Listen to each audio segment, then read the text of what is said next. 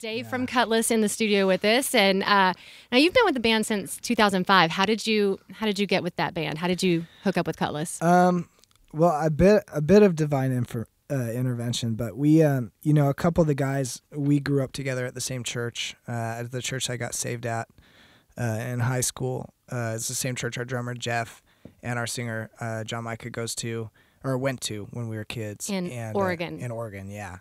So. And I was involved in music there. Actually, Jeff and I both were drummers at the time. I'd been playing drums. By the time I picked up bass, I'd been playing drums for about 13 years. So Jeff and I were kind of like, everyone wanted us to be rival drummers, but we were actually best friends. And so we'd always play, music at church and stuff like that. And Jeff and his brother started a band called Seven Places, which was kind of born out of that church. And I ended up joining Seven Places later down the road. And at that time, the same time Seven Places went off the road, two of the guys from Cutless were leaving. And John Micah called Jeff and was like, hey, we need a drummer and a bass player, like, pronto. And Jeff said that he would do it if I would do it. And nice. I was... So Jeff called me on the phone. He's like, hey, John Micah's going to call you and ask you to play bass for Cutless.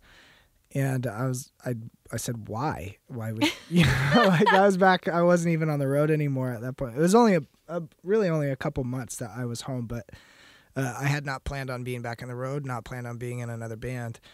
And Megan and I were dating at the time. We were trying to figure out, when we were going to get married. And you met Megan, who's now your wife. Yeah. You met her through being in the band Seven Places. Actually. Yeah. At the door in Dallas, right? At the door in Dallas. It can happen. That is so neat. You can meet someone important at the door. That sounds bad. No, it was great. It was at their old location. Right. Yeah,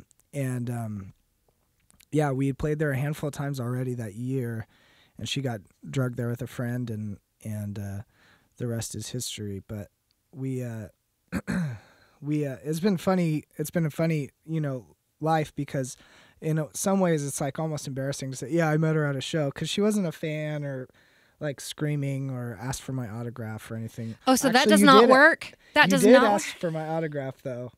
I signed that blue Seven Places t-shirt. Do you remember that? Yeah. Forgot about that shirt. She's here. Yeah. If you can't, she's over there smiling in the corner. But, so then Jeff said he basically put me on the spot. I won't do it without Dave. Which at the time kind of annoyed me. I was like, well, sorry, you don't base what you want to do on what I want to do. But I did say I'd fill in and kind of get them through transitioning into finding somebody maybe more permanent. And the agreement I had with John Micah was just, we'll see how it goes. We'll take it tour by tour, show by show. And if we feel like God's behind this and that he's blessing this, let's look at it being more long-term. So, that was 7 years ago, so it's still show to show. He still asks me all the time if I want to still do it. You gonna still be our bass player tomorrow? Yeah. Can you fill in next weekend too? So it's been great. What's the best thing about being on tour? Whenever you're, I mean, this is just true for travel in general. I think tour is great because you get to do music too, but. Getting to meet people and getting outside of your bubble is huge. It's huge for I think everybody should do it on some level. When you go around and you start meeting people who have different convictions than you, have different beliefs than you, even within the Christian church, you start realizing very quickly that the Bible covers all of that. You know what I mean? It's much bigger than we give it credit for. And sometimes it's hard to really see that when all you're doing is your tiny little scheduled life. And for us, we get to do that so much that at some points it can be overwhelming. But, we get to go to these shows and we get to hear people's stories about what God has done for them or what, the trial that they're in. And, very quickly you realize that either that your problems aren't as big as you've made them to be, or that there's hope in those problems, or that, maybe you're dealing with something very serious, but, there's community. So right. It's huge. I love getting to meet people and hear all that stuff. So what's the worst thing about being out on tour? The worst. Yeah, there you go. There's a cough cough button. button. Yeah. Why does that say cough? Yeah. There you go. It worked. Yeah, I so tried it. what is the worst part of being on tour? Wife's right Disease. there.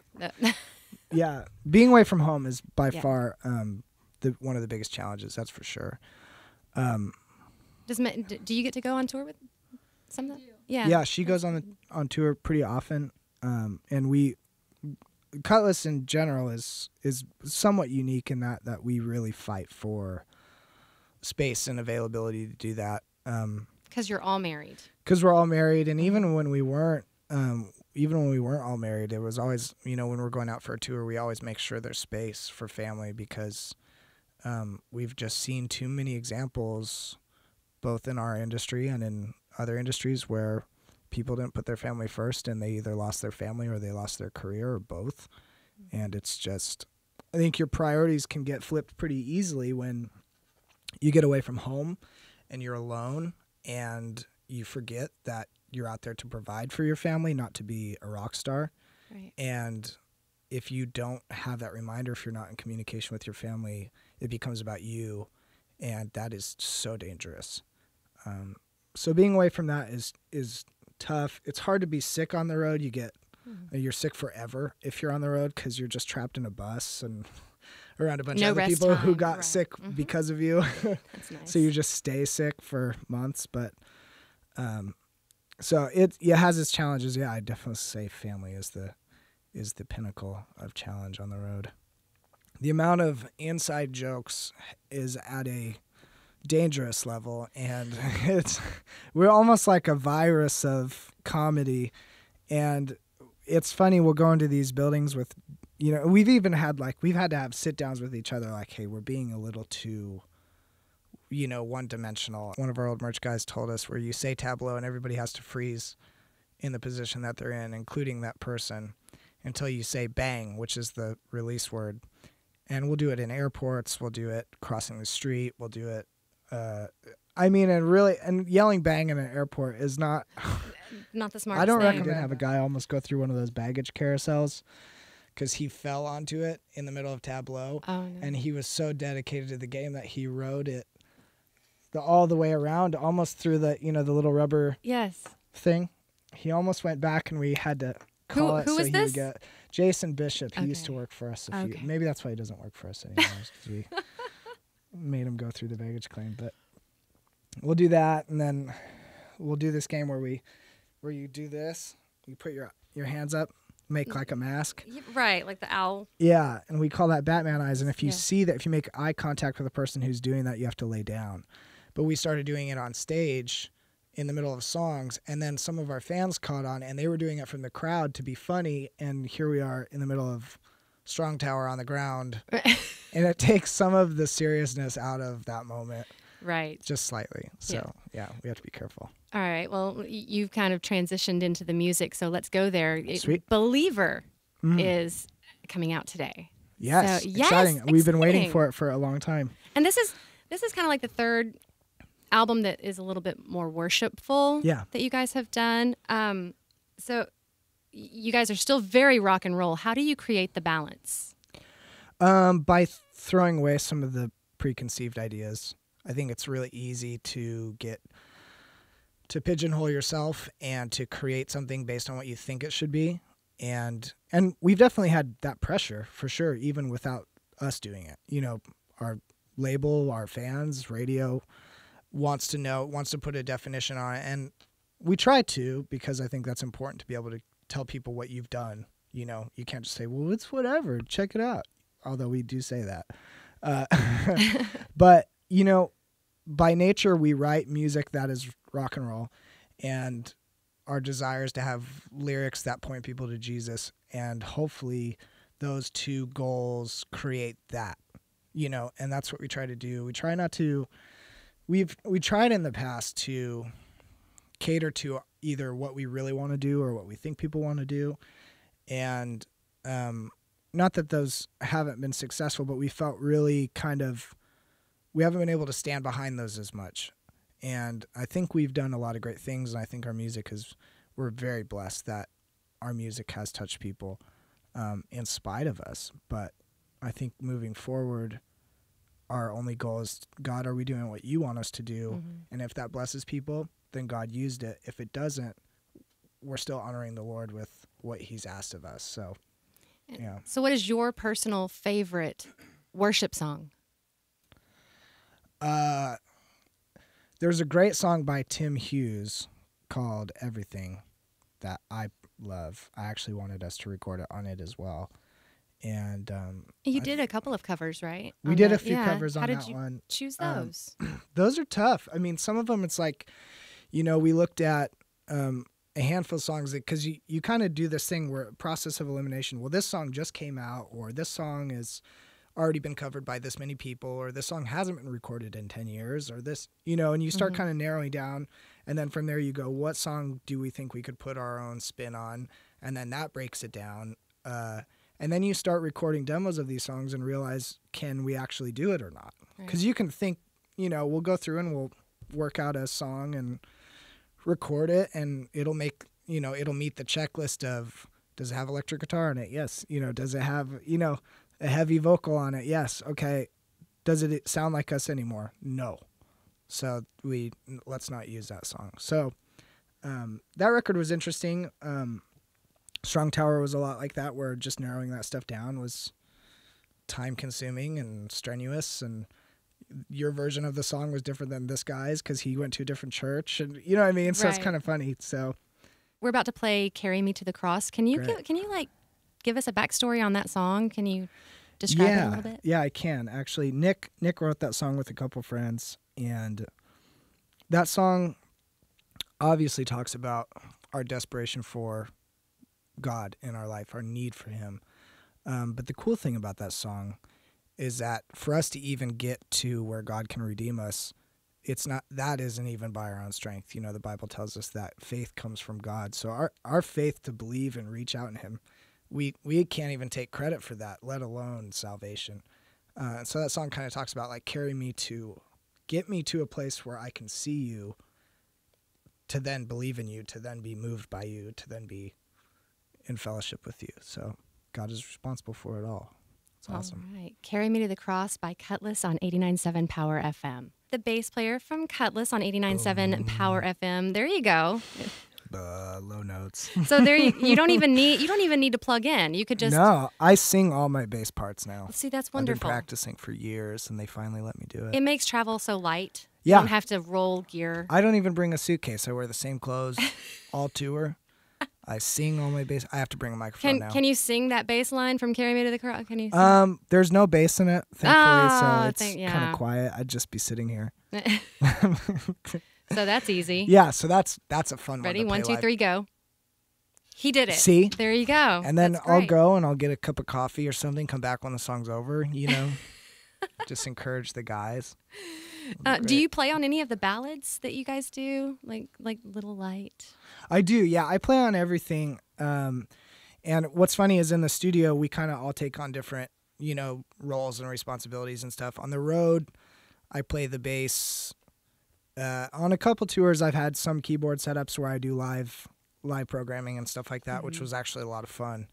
But when we do the record and stuff, I'm playing a lot more stuff, and everybody is. I'm not the only one, obviously, but everyone kind of just starts blending, the lines of this instrument start getting pretty blurred, and everyone's doing everything. So you're playing drums on some things, guitar, lead vocals on others. Yeah. I did sing on this last one a little bit, which was the first time I'd done that for Cutless, but that was fun. Yeah. Yeah. So what live, do you guys do the slower songs live as well, like the worship? Yeah. I mean, it's a great moment. Something that you tackle a lot touring is that, you only create so much. How do I put this? A set of songs is just as important as the order they're in, what goes to what. I mean, we have plenty of songs, so finding 15 songs for a set list is not difficult, but finding the right 15 songs in the right order, I mean, sometimes we'll be 2 or 3 weeks into a tour and we'll be making tiny adjustments, like, well, this song needs to stop one bar earlier so that way we can go into this chord, so that way it gives you enough time to say what you need to say about this next song. Right. Some songs need a little bit of a background to explain. You know, we have a song called Even If that is on this new record that just kind of really gouges at unanswered prayer and who is God in that, who are we supposed to be in that. And we kind of feel the need to give people a little bit of cushion before we get into that song, so that way they're ready to hear it, or that way when they hear the lyrics, they're putting the pieces together a little quicker than at the end of the song saying, hey, that song you just heard was about something really deep. You know what I mean? Right. And they were like, what did it say again? So it kind of, you know, it sets the tone for all that stuff. So we definitely put a lot of time, especially during tours, to make sure that, and plus there's so many requirements. I mean, when we're not on our own tour, if we're on like Winter Jam, when we were on Winter Jam, it was like, here, you guys have 22 and a half minutes, and, you know, there's penalties. We have to be careful about that stuff. We have to respect the people in authority in that position to honor that. I think it's important, you know, to craft a set that honors guidelines, because that's just as much serving somebody as it is to play a song or to go out and do an autograph session or to do anything. So yeah. What is your favorite style to play? Do you like to play the slower songs, or do you like to play the in your face, we're gonna rock you song? I like it all. I like whatever the crowd responds to the most, because it'll take a song that I never liked playing and bring some enjoyment to it. Is that different every night? Like every crowd has a different... Yeah. I mean, there's some songs that kind of are platform to be, like What Faith Can Do has been one of those songs that no matter where we are, that becomes a moment, because people have related to that song so much, and that's really amazing. It's slow. It's one of the slowest songs we've ever played, especially live. And when we were promoting that song and it wasn't quite catching on yet, we were still seeing a lot of response from the crowd, but it was definitely that you could see halfway through the song people starting to really familiarize with it. But the first half of the song was like, this is so slow. This is so slow. Can we just please speed it up? And but then, you know, as a musician, you grow.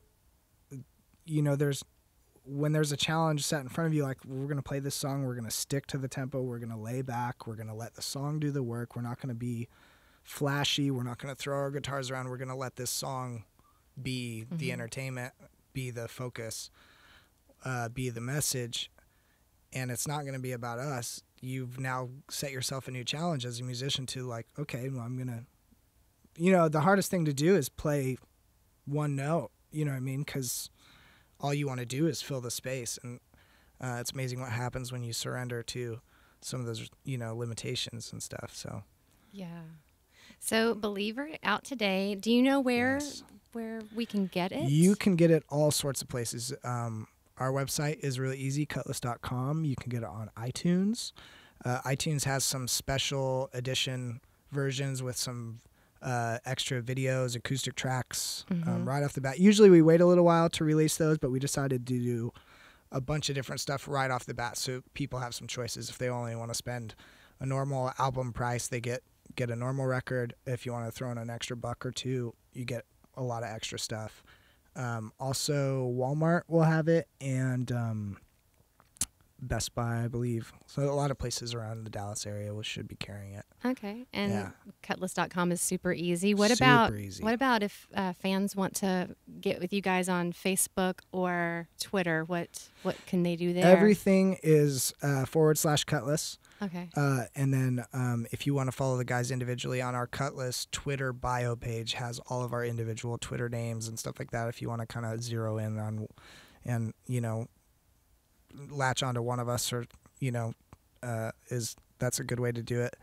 And we do respond. I mean, Twitter has actually been really helpful for us because we've been able to actually message back and forth with a lot of fans, do giveaways, do, you know, concert promotion and stuff like that. So yeah, those are the best ways to keep in touch with us. You guys have pretty cool giveaways that you do, don't you? Yes. We just did a Hawaii one for That's so neat. the pre-order of the record. That is officially closed now. Sorry, everybody. But yeah. Stay tuned for the next big one. Yeah, stay tuned. We're going to go to, where else? Where's someplace cool? Italy next. And I'm the one who won that already, so that's closed too. But yeah, so we do stuff all the time. Most importantly, we want to make sure that people are getting a chance to hear the gospel. So on our website is a link called Impact. So if you go to Cutless.com and click on Impact, there are testimonials up there of how Christian music, sometimes our music specifically, has changed somebody's life. And then also there's even a few stories up there of people who read those testimonies and then got saved or got through. So check that out if you're going through something difficult. And even just need to know that you're not the only person. Just check that out. It's pretty cool. Yeah, and thank you so much, Dave, for coming into the studio. We're gonna play another song off of the Believer album, Need.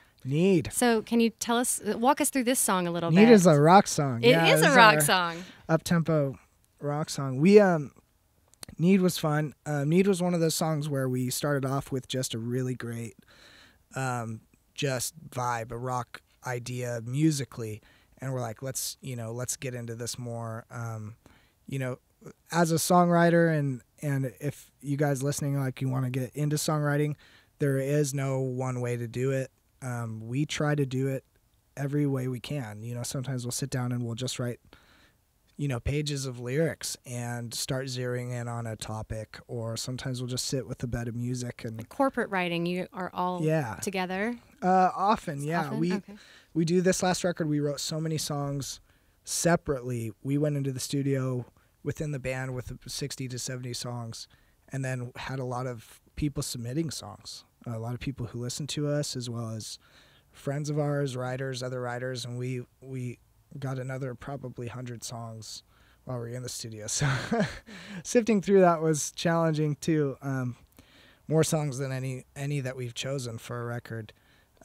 So hopefully that equated to a really great record. But yeah, we're really excited about these songs. And Need is just a fun up-tempo song that just talks about, the title is what it is about, just our desperate need for God, how he pulls us out, how he is our rescuer, and to lean on him.